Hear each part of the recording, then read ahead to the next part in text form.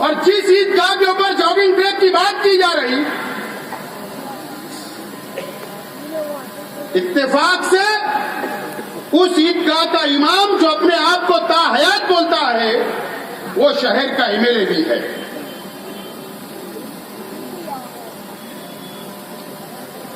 मेरी नजर उस मामले के ऊपर लगी हुई थी। मैं सोच रहा था कि वक्त आएगा तो जवाब भी दिया जाएगा और सवाल भी पूछा जाएगा। मामला 23 जनवरी को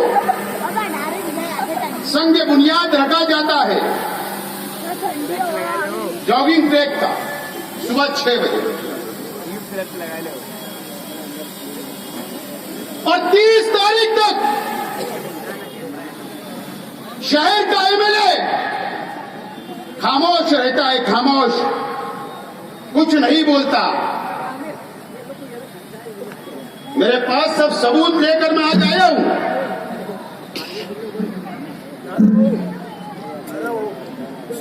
क्या वजह है?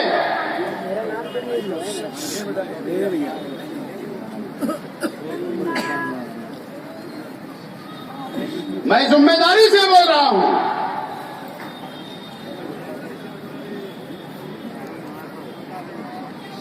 तारीख की या 1 तारीख इधर उधर हो सकती है, 19 या 20, जब वहां पर खुदाई का काम शुरू किया गया।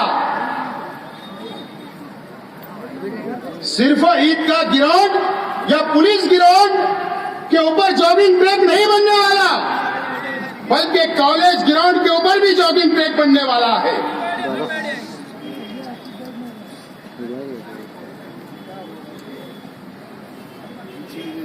उस इलाके का एक बीजेपी का लीडर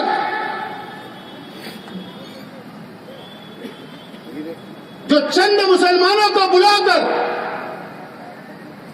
जो कॉलेज उसकी है, वो बुलाकर खुफिया मीटिंग उसने की। पुलिस डिपार्टमेंट मेरी बात को नोट करे और तहकीक करे।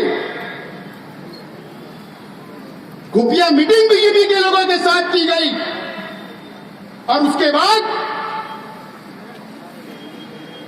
जो चंद मुसलमानों को बुलाया गया, उसमें मेरे पास भी मैसेज आया कि आप आवाज उठाओ, आप आवाज उठाओ। वो मुसलमानों को लड़ाना चाहता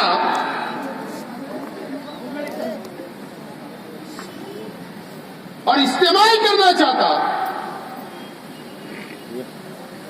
उसके बाद मेरे कान पे बात आई, मैंने कुछ जवाब नहीं दिया। फिर वो दूसरे घर गए, वहां पर से कुछ आवाज आई। फिर उसके बाद तीसरा घर गया, उसके बाद से ज्यादा आवाज आने लगी। मुझे बताओ, अगर मंत्री को मिलना है मंत्रालय में, मैं जमीयतुल उलमा के खिलाफ नहीं हूं, मैं जमीयतुल उलमा के ओहदेदारान के खिलाफ नहीं हूं, या उस वक्त के अंदर कोई वकील शामिल होगा, मैं उसके खिलाफ नहीं हूं। मेरा सवाल है कि बाला साहब थोराट से अपॉइंटमेंट किसने लेकर दिया, इसका जवाब यह शहर जानना चाहता है। क्यों शहर के एमएलए ने अपॉइंटमेंट लिया, टाइम लिया था, और उस वक्त के अंदर शहर का एमएलए क्यों मौजूद नहीं था, इसका जवाब भी इस कैंप की, ये कैंप की ईदगाह थी, उसका ट्रस्ट और कैंप के लोग थे।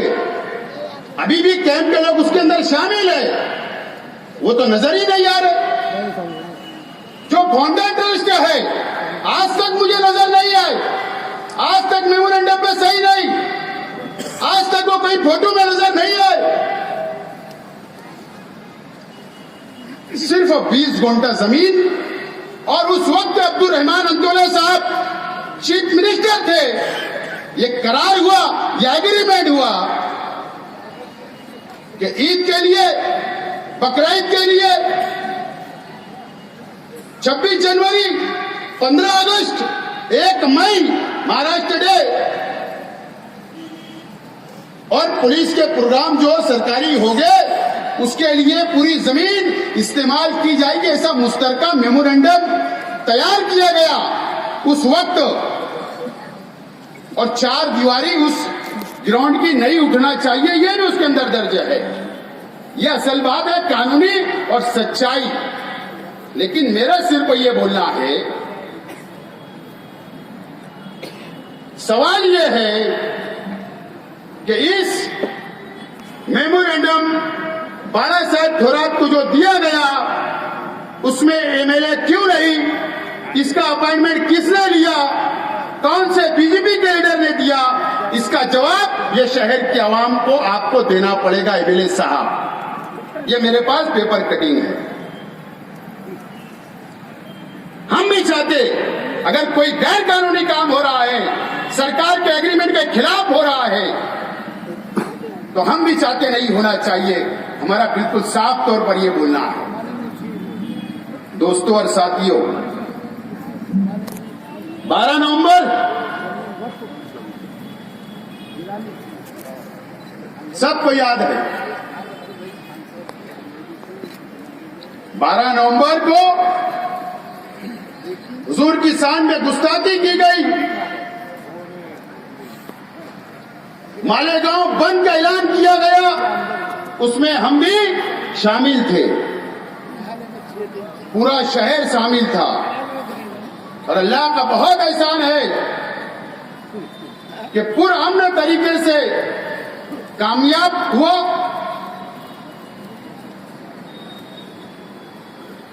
अब जो सारा हॉस्पिटल के पास हुआ,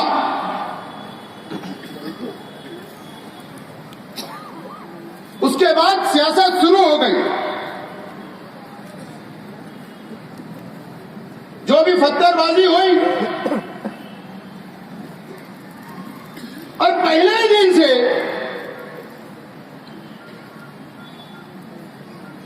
राष्ट्रवादी के लोग, जनता दल के कॉर्पोरेटर,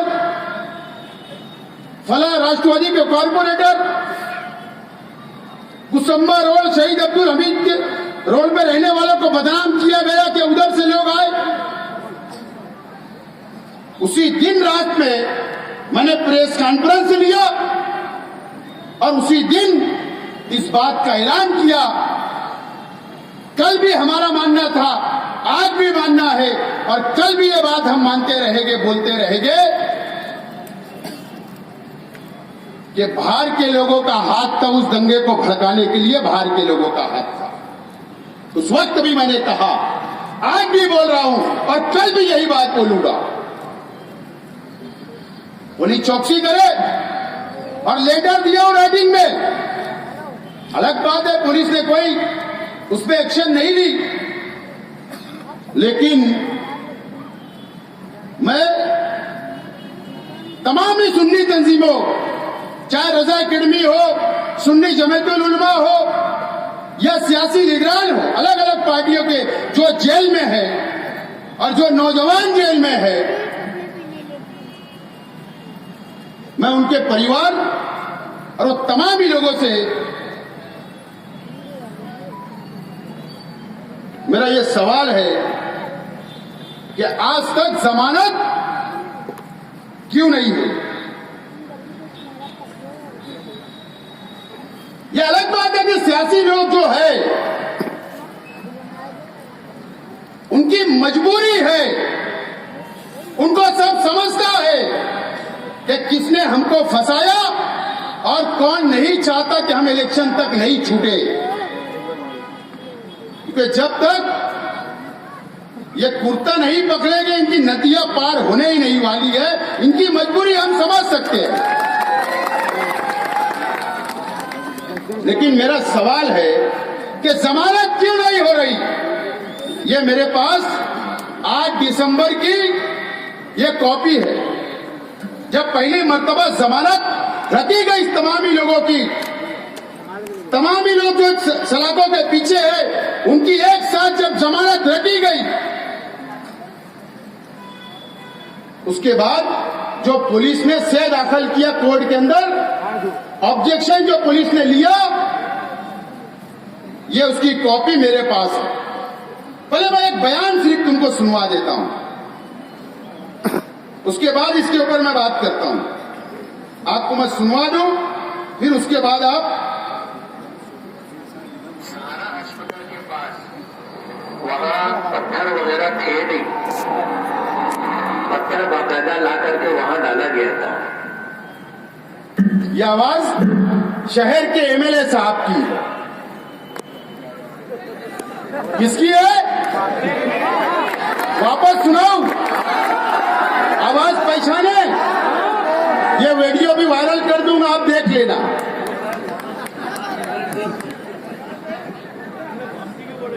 शहर के एमएलए साहब क्या बोल रहे? वहां पत्थर नहीं थे, पत्थर लाए गए और वहां पर प्री प्लानिंग की गई। ये उसके दूसरे दिन ही उन्होंने बयान दिया था, वो मेरे पास मौजूद है। पुलिस ने जो ऑब्जेक्शन लिया कोर्ट में, पुलिस ने क्या बोला अपने ऑब्जेक्शन में, अपने से में जमानत के खिलाफ? उन्होंने ये कहा, ये देखो कैमरामैन, ये जो पीली अंडरलाइन है ना, इसके अंदर साफ तौर पर लिखा है कि ये जो घटना हुई, ये प्लानिंग के तहत वहां पत्थर नहीं थे, वहां पर पत्थर लाए गए और एक बड़ा फसाद कराने की साजिश थी। इसके लिए इसकी चौकसी करना बाकी है, कई आरोपी फरार है, इसलिए इनको जमानत नहीं देना, ये पुलिस ने से दाखिल किया। मुझे बताओ,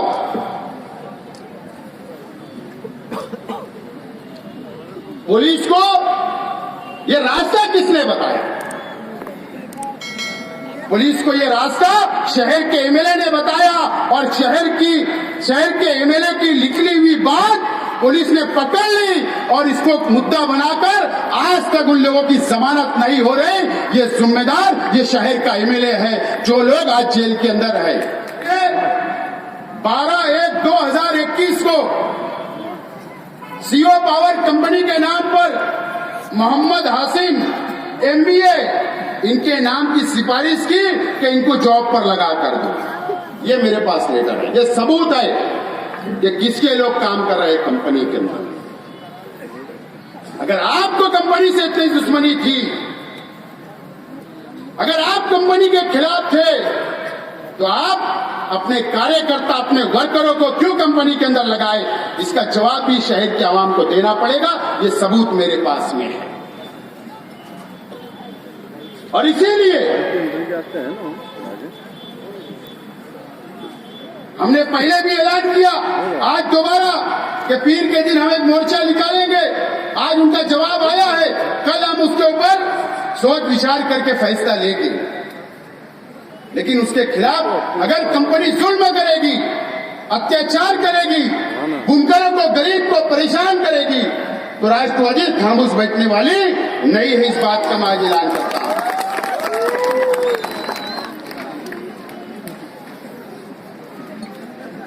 मुफ्ती इस्माइल साहब, आप तो यूट्यूब चैनल वालों को जवाब देने से कतरा रहे हो। ये शहर ये जानना चाहता कि कॉरपोरेशन के इलेक्शन में तुम कौन से सिंबल के ऊपर इलेक्शन लड़ने वाले हैं। ये सिंबल तो हमारा है, तुम कौन से सिंबल पर इलेक्शन लड़ने वाले हो? आपने अपने भाई को तीसरा महाज का सदर बना दिया, रजिस्ट्रेशन हो गया। आपके बच्चे को मेंबर बना दिया, जाहिल जुम्मन साहब को मेंबर बना दिया, मालिक बकरा साहब को मेंबर बना दिया, मक्की सेठ को मेंबर बना दिया। मेरी मालूमात के हिसाब से तीसरा महाज रजिस्टर हो गया। नहीं, शहर की आवाम को ये जवाब दो कि तुम कौन से सिंबल पर इलेक्शन लड़ने वाले हो। और जो जनता दल और एमआईएम कहां जाएगी, इसका भी जवाब चाहिए। और ये तो इतने लाचार है, और ये महागठबंधन भी बनाए तो इंशाअल्लाह ये शहर के अंदर राष्ट्रवादी कांग्रेस पार्टी का मेयर बैठेगा। ये अल्लाह की इजाजत से बात का ऐलान आज हम लोग करते हैं।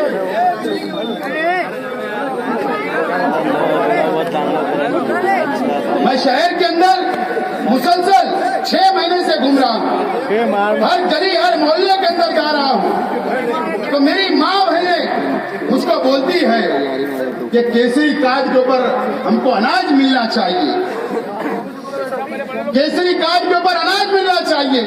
ये मेरी माँ बहनें जो गली से जाओ वो बोलती है कि केसरी कार्ड के ऊपर राशन बंद हो गया। मैं आज इस बात का ऐलान करता हूं कि राष्ट्रवादी कांग्रेस पार्टी के प्लेटफॉर्म से छगन भुजबल साहब से मिलकर उनसे बात की जाएगी और मालेगांव शहर के अंदर किस तरीके से केसरी कार्ड के ऊपर अनाज मिले इसकी कोशिश इंशाअल्लाह हम लोग चंद दिनों के अंदर शुरू करेंगे।